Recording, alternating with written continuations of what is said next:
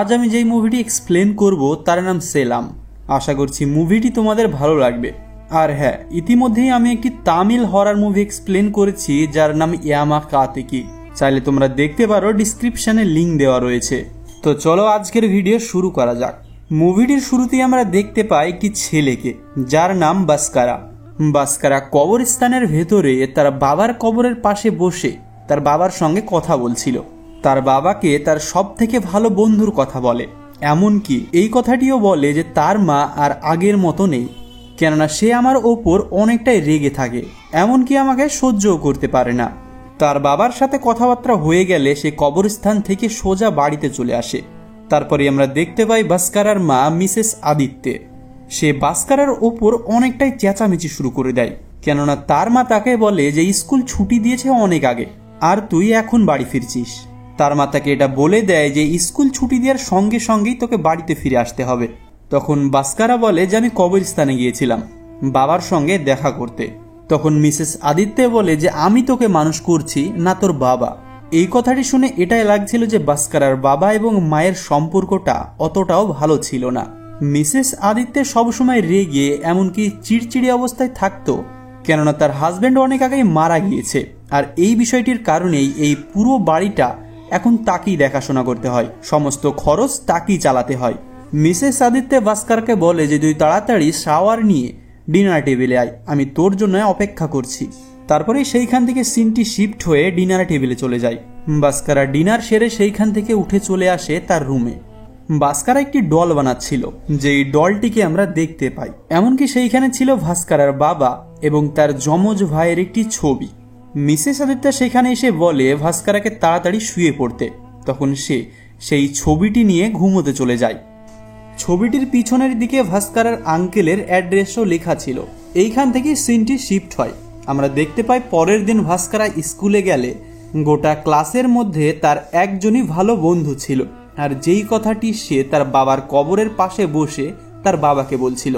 ভাস্কারার বন্ধু ছাড়া আর ভাস্কারার সঙ্গে কেউই কথা বলতো না। তারপরে সেই ক্লাসের ভেতর একটি টিচার আসে এবং সে বলে যে আমরা কালকে একটি অনেক সুন্দর মিউজিয়ামের ভেতরে যাব যার নাম ম্যারিডাইম। তখন ক্লাসের ভেতরের একজন ছেলে এই কথাটি বলে যে সেই মিউজিয়ামের ভেতরের একটি রুমে একটি মেয়ে সুইসাইড করেছিল, আর অনেকেই বলে আজও সেই মেয়েটির আত্মা সেইখানে ঘুরে বেড়ায়। আর এই কথাটি শুনে ভাস্কারা হাসতে শুরু করে, কেননা ভাস্কারা ভূত প্রেতে বিশ্বাস করতো না। তখন তার বন্ধু বলে যে ভূত প্রেত আসলে আছে। ভাস্কারা তখন বলে যে আমি তো কোনোদিন দেখিনি। তার বন্ধু বলে তুমি যদি তোমার সিক্স সেন্সকে অ্যাক্টিভ করে ফেলো তাহলে তুমি ভূত দেখতে পারবে। স্কুল ছুটি দেওয়ার পর ভাস্কারাকে ধরে ফেলে সেই ছেলেটি, যেই ছেলেটি মিউজিয়ামের ভেতরের সেই মেয়েটির ঘটনাটি বলছিল। তার কথা শুনে ভাস্কারা হেসেছিল, যেই কারণে তাকে ধরে ফেলে। ভাস্কারাকে সে ধাক্কা মেরে ফেলে দেয়, যার কারণে ভাস্কারার নাক থেকে অনেক রক্ত পড়তে থাকে। তারপরে সে বাড়িতে চলে আসে। বাড়িতে আসার পরেও সে একটু শান্তি পায় না, কেননা মিসেস আদিত্যে তার ওপর অনেক রাগ ঝাড়ছিল। মিসেস আদিত্যে মনে করছিল যে ভাস্কারা হয়তো বাইরে কোনো ছেলের সঙ্গে লড়াই করে এসেছে, এমনকি সে তার ইউনিফর্মও ছিঁড়ে ফেলেছে, যার কারণে তার আরো রাগ। যার কারণে তার মা তাকে অনেক কথা শোনায়। তার মা তাকে বলে যে টাকা গাছে ধরে না, এমনকি তোমার স্কুলের ফিজও আমি অনেক কষ্ট করে দিচ্ছি, আর তুমি বাইরে থেকে এইসব কাণ্ড ঘটিয়ে আসছো। তার মায়ের এতগুলো কথা শুনে ভাস্কারা ইমোশনাল হয়ে পড়ে, তার চোখ দিয়ে পানি ঝরতে শুরু করে। ভাস্কারা সেইখান থেকে চলে যায় তার ডলের কাছে। ভাস্কারা তার ডলকে বলে যে সে যেন তার মার রক্ষা করে, কেননা ভাস্কারা এবার যাচ্ছিল তার আঙ্কেলের খোঁজ করতে। সে প্রথমে যাবে তার ভালো বন্ধুর সঙ্গে মিউজিয়ামে, আর সেইখান থেকেই তার আঙ্কেলকে খুঁজতে বের হবে। তার মায়ের জন্য সে একটি চিঠি লিখে বেরিয়ে পড়ে। গল্পটির পরে আমরা ভাস্কারাকে মিউজিয়ামের ভেতরে দেখতে পাই, আর সেই চিঠিটি তার মাও দেখে ফেলে। মিউজিয়ামের ভেতরে কিছু ছেলে পিলে ভাস্কারাকে সেই রুমটিতে বদ্ধ করে দেয়, যেই রুমটিতে একটি মেয়ে সুইসাইড করেছিল। সেই ঘরটির ভেতরে সেই ফাঁসির দড়িটি আজও ঝুলছিল, যেই বিষয়টি দেখে ভাস্কারা অনেকটাই ভয় পেয়ে যায়। দরজাটিকে সে অনেক জোরে ধাক্কাতে থাকলেও বাইরের ছেলেগুলো খুলছিল না, যে বিষয়টি দেখে তারা অনেকটাই আনন্দ পাচ্ছিল। কিছু সময় বাদে দরজাটি খুললে তারা দেখতে পায় ভাস্কারা অজ্ঞান হয়ে পড়ে রয়েছে, আর এই বিষয়টি দেখে তারা অনেকটাই ভয় পেয়ে যায় আর সেইখান থেকে পালিয়ে যায়। কিছু সময় বাদে ভাস্কারার জ্ঞান ফিরলে সে ওই মেয়েটিকে দেখতে পায়, যেই মেয়েটি এই ঘরের ফাঁসির দড়িতে নিজেকে শেষ করেছিল। ভাস্কারা সেইখান থেকে বাইরে পালিয়ে আসে এবং সে আরো একটি মহিলাকে দেখতে পায়। তার কাছে সাহায্য চাইলে ভাস্কারা বুঝতে পারে এই মেয়েটিও আসলে একটি অশরীরী আত্মা, এমনকি গোটা মিউজিয়ামেই অশরীরী আত্মাতে ভরপুর ছিল। তাই সে সেইখান থেকে বাইরে পালিয়ে আসে। প্রথমত তাকে খুঁজে বের করতে হবে তার আঙ্কেলের বাড়ি। বাস স্ট্যান্ডে চলে গেলে সেইখানে একটি মেয়ে বসেছিল। ভাস্কারা অনেক ডাকাডাকি করার সত্ত্বেও মেয়েটি শুনতেই পেল না, যেন মেয়েটি তাকে ইগনোর করছে। কিছু সময় পরেই সেইখানে বাস চলে আসে। সে বাসের ভিতরে তো উঠে পড়ে, কিন্তু টিকিট না থাকার কারণে সে একটি সিটের তলায় লুকিয়ে যায়। বাস থেকে নেমে সে সোজা কবরস্থানে চলে যায় তার বাবার কবরের কাছে, কিন্তু সে সেখানে অনেক অশরীরী আত্মাকে ঘুরে বেড়াতে দেখে, যার কারণে সেইখান থেকে সে পালিয়ে আসে। তার আঙ্কেলের অ্যাড্রেসটা মিলিয়ে সে কোনো রকম ভাবে তার আঙ্কেলের বাড়িটি খুঁজে বের করেই ফেলে। দরজার সামনে দাঁড়িয়েছিল তার আঙ্কেল অ্যান্টো। আঙ্কেল তাকে জিজ্ঞেস করে যে তুমি কে? তখন ভাস্কারা বলে যে আমি তার ভাইয়ের ছেলে। অ্যান্টো তাকে চিনে ফেলে এবং অনেক খুশি হয়ে যায়। সে বলে চলো তোমার আন্টির সঙ্গে তোমাকে দেখা করিয়ে নিয়ে আসি। আন্টির নাম ছিল অ্যামি। তাদের দুটো মেয়েও ছিল, যমজ, অ্যামেল আর লিয়া। তারা সকলে মিলিয়ে খাবার খাওয়ার জন্য টেবিলে বসে পড়ে।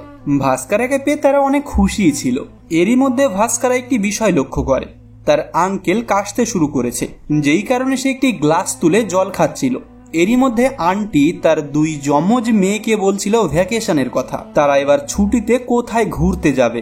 খাবার শেষ করার পর ভাস্কারা তার আন্টির কাছে গিয়ে একটি প্রশ্ন করে, আন্টি তুমি কি কখনো তোমার দুই মেয়ের ওপর রেগে গিয়েছো? তার আন্টি বলে হ্যাঁ, কোনো কোনো সময়, যখন তারা খুবই খারাপ কাজ করে। ভাস্কারা তখন তার আন্টিকে বলে যে আমার মা আমাকে আগের মতো আর ভালোবাসে না। অ্যামি তখন বলে যে এর পিছনে কোনো না কোনো রিজন তো অবশ্যই রয়েছে। সেইখানে আঙ্কেল চলে আসে এবং ভাস্কারাকে একটি রুমে নিয়ে যায়।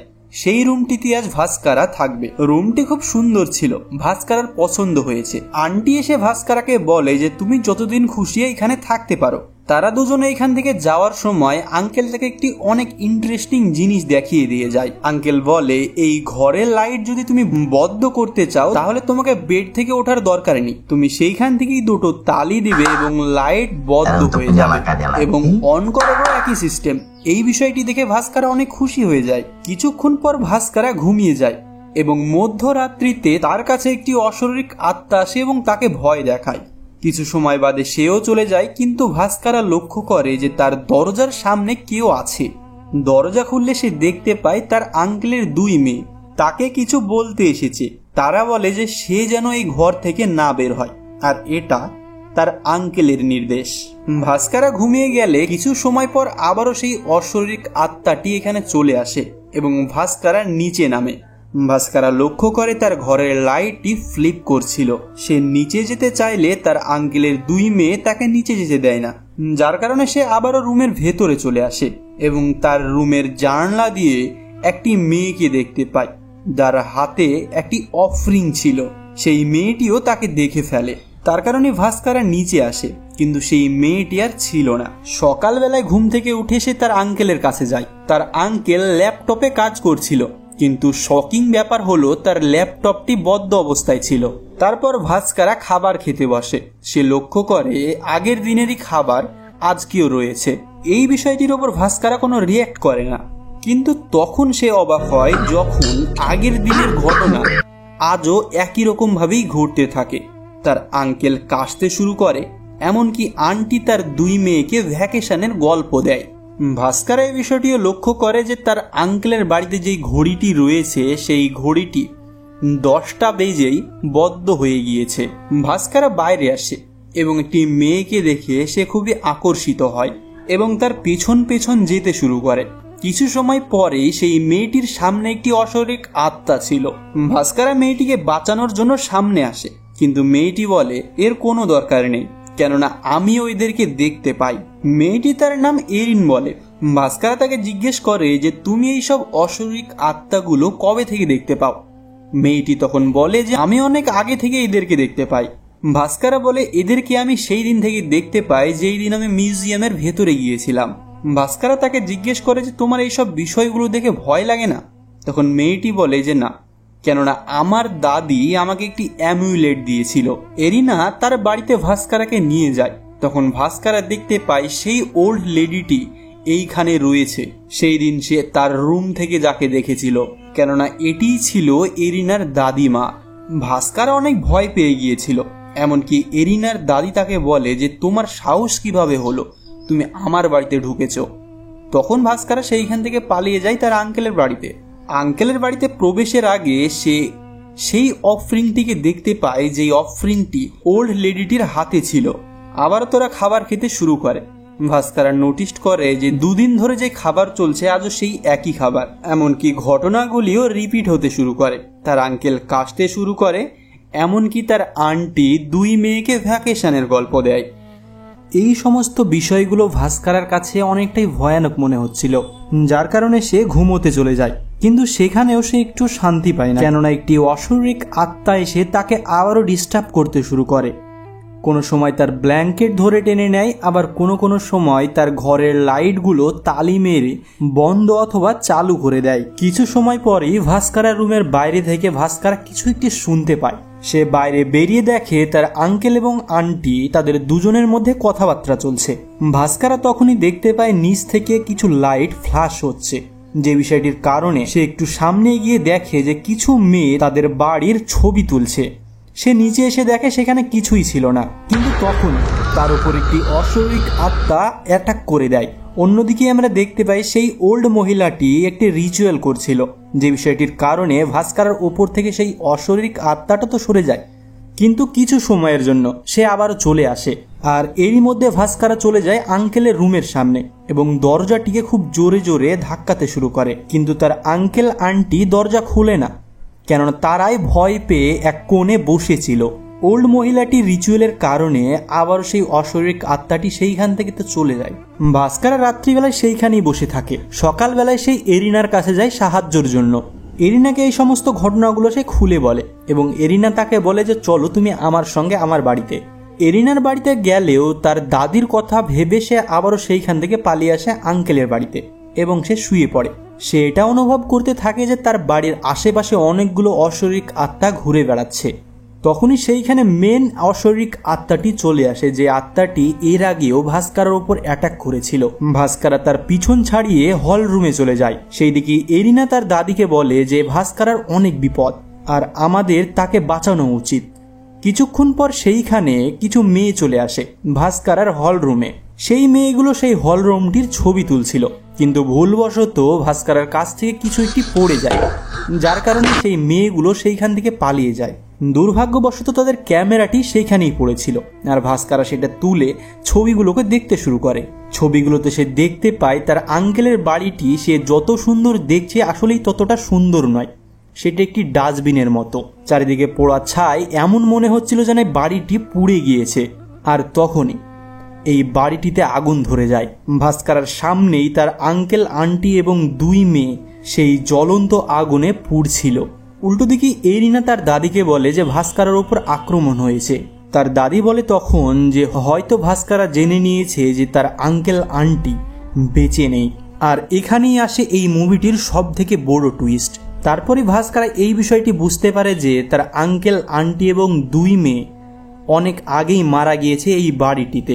আর হয়তো সেই সময় তারা খাবার খাচ্ছিল আর ঘড়িতে 10টা বেজেছিল, যে বিষয়টির কারণে হয়তো তাদের স্পিরিট এই বাড়িটিতে আটকে গিয়েছে। মানে ভাস্কার এতদিন আত্মাগুলোর সঙ্গেই বসবাস করত। এর মানে এটাই যে ভাস্কারের আঙ্কেলের বাড়ি আসলে একটি ভুতুড়ি বাড়ি ছিল। আর এই বিষয়টি এরিনা খুব ভালোভাবেই জানত। কিছু সময় ভাস্কারা বাড়ি গেলে সে দেখতে পায় তার মা বসে বসে কাঁদছে। আর এই মুভিটির আরও একটি টুইস্ট এখানেই ঘটে যায়। ভাস্কারার মা কাঁদছিল কেননা ভাস্কারা মারা গিয়েছে সেই দিন, যেই দিন সে মিউজিয়ামের ভেতরে তার জ্ঞান হারিয়েছিল। এই বিষয়টির কারণেই সমস্ত অশরীরিক আত্মাগুলোকে ভাস্কারা দেখতে পাচ্ছিল। ভাস্কারা তার মাকে চেঁচিয়ে চেঁচিয়ে বলার চেষ্টা করছিল যে সে মারা যায়নি, তার কাছেই রয়েছে, কিন্তু তার মা কিছুই শুনতে পায় না। তখনই সেখানে এরিনা এবং তার দাদি চলে আসে। এরিনা আর তার দাদি দুজনেই অশরীরিক আত্মাগুলোকে দেখতে পেত। আর এই বিষয়টির কারণেই এরিনার দাদি সেই দিন ওর চেঁচামেচি শুরু করে দিয়েছিল যে তুই এইখান থেকে চলে যা তোর নিজের জায়গায়। মিসেস আদিত্য তখন এরিনা এবং তার দাদিকে বলে যে তোমরা এখানে কি করছো, আর তোমরা কে? এরিনার দাদি বলে যে তুমি যে সব রিচুয়ালগুলো করছো সেইগুলো এক্ষুনি বন্ধ করে দাও, কেননা তোমার কারণে ভাস্কারা তার নিজের জায়গায় ফিরতে পারছে না। আসলেই ভাস্কারার মা মিসেস আদিত্যে ভাস্কারাকে আবার বাঁচানোর জন্য ডেভিলের সঙ্গে ডিল করে নেয়। আর এই বিষয়টির কারণেই সেই ডেভিলটি মানে অশরীর আত্মাটি ভাস্কারার পিছনে পড়েছিল। মিসেস আদিত্য অনেকটা ইমোশনাল হয়ে পড়ে। সে তার ভুল বুঝতে পারে। সে বুঝতে পারে যে সে তার ছেলের ওপর কতটা খারাপ ব্যবহার করেছে। এরিনার দাদি তাকে বলে যে এই সমস্ত ঘটনা কোনোদিনও সম্ভব না, মরা মানুষকে তুমি কোনোদিনও জীবিত করতে পারবে না। এরিনার দাদি বলে যে তুমি ডেভিলের সঙ্গে যে ডিলটি করেছো সেটি ক্যান্সেল করে দাও। মিসেস আদিত্যে ডিলটি তো ক্যান্সেল করে দেয়, কিন্তু সে ছিল ডেভিল। এত সহজেই মেনে নেওয়ার জিনিস তো সে ছিল না। আর সে সেইখানে চলে আসে এবং তাদের ওপর আক্রমণ করে দেয়। সেই ডেভিলটি মিসেস আদিত্যকে ধরে ফেলে এবং তাকে প্রজেস করে নেয়। তখন মিসেস আদিত্যে দেওয়ালের ওপর হাঁটতে শুরু করে। এরিনার দাদি তাকে নেমে আসতে বলে। সে নেমেও আসে। এরিনার দাদি তখন ভাস্কারার সেই পুতুলটি নেয় এবং এরিনার কাছ থেকে কিছু একটি নিয়ে মিসেস আদিত্যের উপর ফেলে দেয় এবং মিসেস আদিত্যের ভেতরে যে ডেভিলটি ছিল তাকে বলে এই পুতুলটির ভিতরে আসতে। তখন ডেভিল সেই পুতুলটির ভেতরে চলে আসে। এরিনার দাদি সেই পুতুলটিকে খুব শক্তভাবে বেঁধে ফেলে যেন ডেভিলটি বাইরে না আসতে পারে। এরিনার দাদি সেই পুতুলটিকে নিয়ে চলে যায়। এরিনা ভাস্কারার সঙ্গে তার মায়ের কথা বলিয়ে দেয় তার মাধ্যম দিয়ে। মিসেস আদিত্যে তার ছেলের কাছ থেকে মাপ চেয়ে নেয়, কিন্তু ভাস্কারা তো তার উপর রেগেছিল না। ভাস্কারা অনেকটা ইমোশনাল হয়ে পড়ে এবং শেষবারের জন্য তার মাকে একবার জড়িয়ে ধরে সেইখান থেকে চলে যায়। আর মুভিটি এইখানেই শেষ। তো মুভিটি তোমাদের কেমন লাগলো? আশা করছি অনেক ভালো লেগেছে। ভালো লেগে থাকলে সাবস্ক্রাইব করতে পারো আমাদের এই চ্যানেলটিকে এই ধরনের হরর মুভিগুলোকে দেখার জন্য। তো ভিডিওটিতে একটি লাইক করে দিও, কেননা তোমাদের লাইক খুবই প্রয়োজন আমার। আর তোমাদের মতামত কমেন্ট করে জানিও নিশ্চয়ই। তো দেখা হচ্ছে পরের ভিডিওতে। ততক্ষণের জন্য বাই।